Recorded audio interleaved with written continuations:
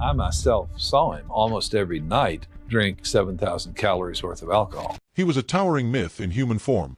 Andre the Giant, standing 7 feet 4 inches tall and weighing over 520 pounds, was far more than just a wrestling icon. Revered across the globe, he was known not only for his unmatched size but also for his legendary feats, including consuming 7,000 calories worth of alcohol in a single night. Despite his growing health issues, he famously refused medical help, fearing it would bring his career to an end. Andre lived entirely on his own terms. But when he died in 1993, the world's eyes turned to his mysterious daughter, Robin Christensen Rousimov. Those who knew him backstage often spoke of his kindness, calling him the true gentle giant. Now, a question lingered. Could Robin carry on his colossal legacy, or might she be even bigger than the giant himself? The truth may surprise you. Andre the Giant, born André René Rousimov on May 19, 1946, in Grenoble, France, wasn't just a massive presence in wrestling. His life was shaped by a rare medical condition, early physical hardship, and an unshakable will to go beyond his rural beginnings. At birth, he already weighed a remarkable 13 pounds. Both of his parents were of average height. His mother was 5 feet 2 inches and his father 6 feet 2 inches, but Andre began growing rapidly from an early age. By age 12, he stood 6 feet 3 inches. By 17, he had grown to 6 feet 7 inches, eventually topping 7 feet and weighing over 500 pounds. His size was the result of a rare hormonal disorder called acromegaly, caused by the excessive production of human growth hormone. This condition results in continuous growth of bones and tissues, often leading to gigantism when it begins in childhood. Despite this, Andre led a fairly normal early life.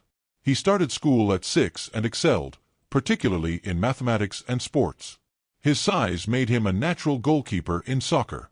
By age 10, he was already 6 feet tall, making it nearly impossible for opponents to score against him.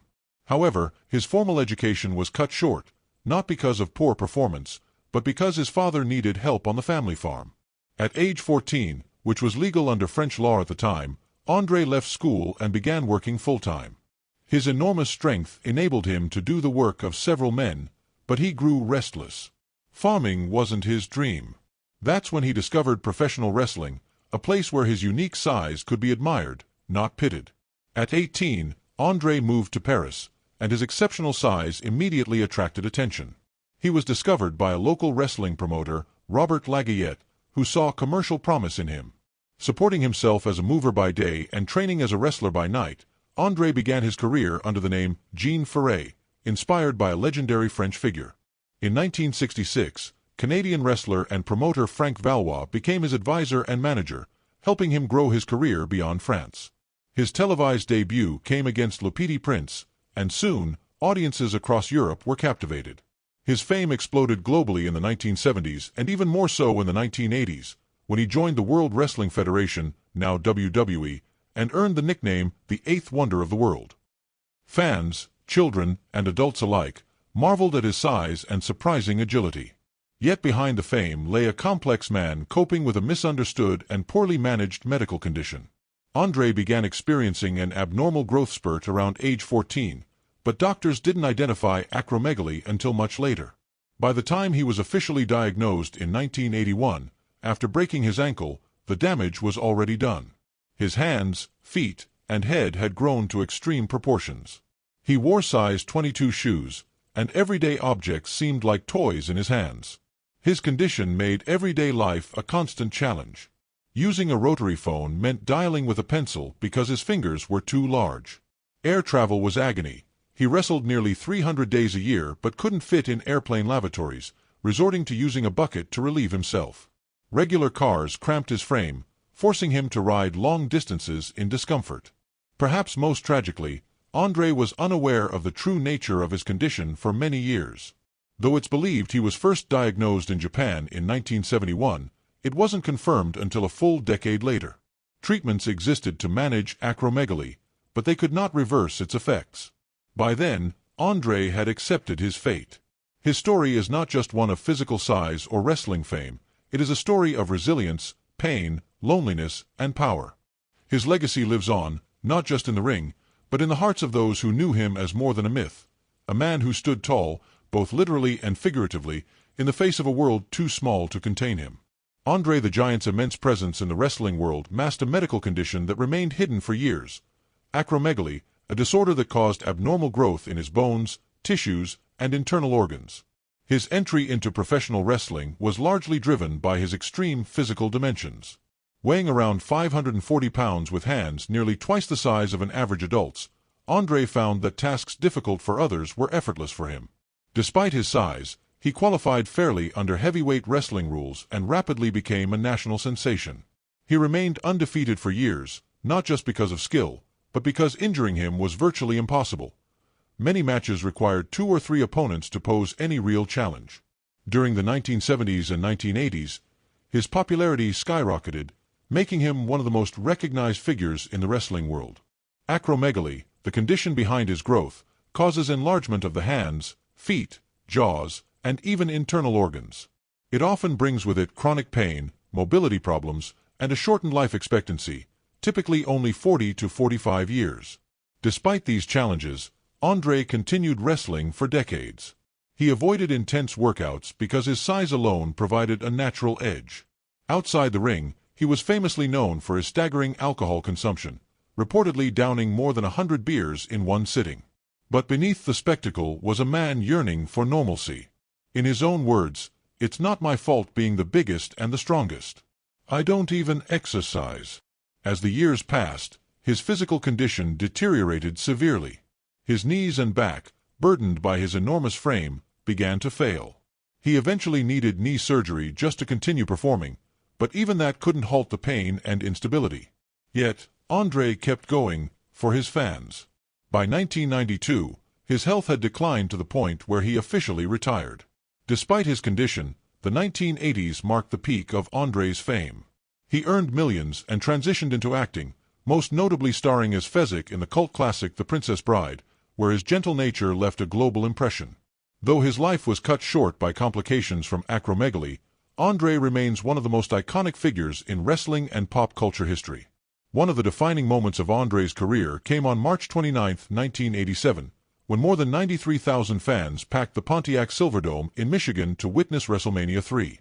The highly anticipated match between Hulk Hogan and Andre the Giant was the culmination of months of hype. Once allies, Andre had turned against Hogan, setting the stage for an epic clash.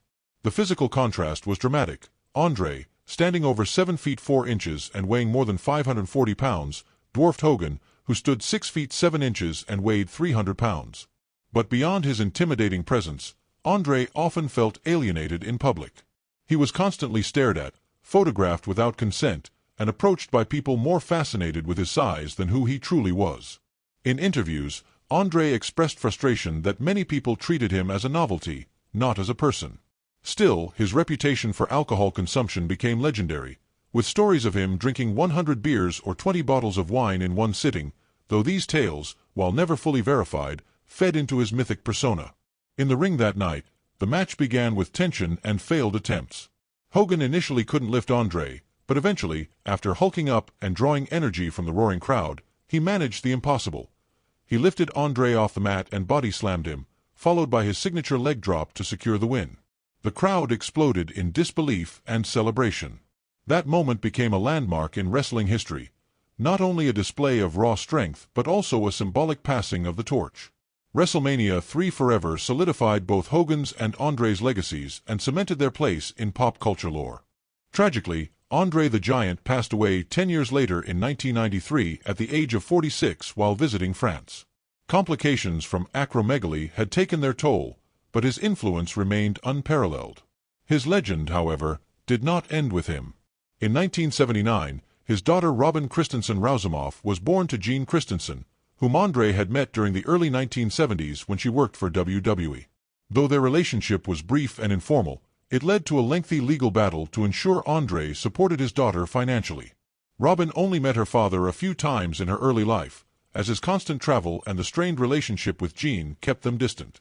Gene would later appear with Robin on the television program A Current Affair, highlighting the personal side of a man the world only saw as a giant. Robin Christensen Rousemoff and her mother, Gene Christensen, once appeared on the television program A Current Affair, where Gene recounted her initial encounter with Andre the Giant and the challenges that followed. During her pregnancy, Andre reportedly believed he was physically incapable of having children, leading him to initially doubt whether Robin was truly his daughter. However, a court-ordered blood test in 1981 confirmed his paternity, and as a result, the court mandated that Andre pay child support ranging from $750 to $1,000 per month. Jean claimed it wasn't Andre himself who resisted supporting his daughter, but rather his management team, who tightly controlled his finances and discouraged personal involvement. Andre's demanding travel schedule and strained relationship with Jean further complicated any meaningful connection with Robin. According to The Eighth Wonder of the World by Bertrand Hébert and Pat Laprade, phone conversations between Andre and Robin often deteriorated into arguments between Andre and Jean. While Andre expressed a desire to spend time with his daughter, he wanted to do so without involving her mother. Robin, understandably wary as a child, did not feel comfortable visiting her father alone. Both Jean and Andre agreed, however, that the chaotic world of professional wrestling was not a suitable environment for a child. Following Andre's death in 1993, Robin, his only child and legal heir, suddenly found herself in a high-profile position. She inherited part of his estate and gained exclusive rights to his name and likeness, placing her in control of how his image and legacy would be managed. Major wrestling companies, toy brands, and video game developers approached her for licensing deals involving Andre's image.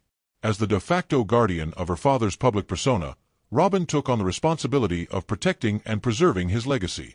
Despite the attention and opportunities, Robin never pursued a wrestling career herself. Instead, she focused on ensuring that any project involving her father truly honored his memory and identity. The relationship between Andre the Giant and his daughter Robin was one marked more by absence than connection. Andre, despite his larger-than-life persona, had a personal life riddled with emotional disconnect, especially with Robin. His grueling WWF, now WWE, travel schedule kept him on the road for over 300 days a year, leaving little time to form meaningful relationships. According to Robin, phone calls were rare, and in-person meetings were awkward. Most of their interactions occurred in courtrooms over child support, rather than around dinner tables or birthday celebrations. Emotionally, the gap between them may have been greater than the physical one. Andre's global fame, he was known as the Eighth Wonder of the World, became a barrier to building a simple, grounded father-daughter relationship. Those close to Andre admitted he cared deeply for Robin but struggled with expressing that love. His fame and lifestyle made him feel like a mythic figure, distant even within his own family. Jean, Robin's mother, played a key role in shaping their limited contact. After Robin's birth, Jean moved to the United States and chose to raise her daughter privately, far from the spectacle of the wrestling world. She believed that keeping Robin away from the public would give her a chance at a normal life, though that choice also added to the emotional and geographical distance from Andre. Despite the lack of a traditional father-daughter relationship, Andre never completely abandoned his responsibilities. He paid child support and made sure Robin had ways to reach him. "We always had a phone number to contact him," Robin once recalled. While Andre's efforts may not have measured up to full fatherhood, they show he attempted to stay involved in his own way. The true tragedy of their relationship lies not only in the lack of a bond, but in the quiet, unfulfilled attempts at connection that never had time to grow. By the time reconciliation seemed possible, Andre's health was rapidly declining due to acromegaly, the same condition that had given him his extraordinary size. Robin Christensen Rousimov is the only confirmed child of Andre the Giant, whose real name was Andre René Rousimov. Though Robin stands around 6 feet tall and weighs approximately 220 pounds, she does not come close to her father's staggering size of 7 feet 4 inches and 520 pounds at his peak.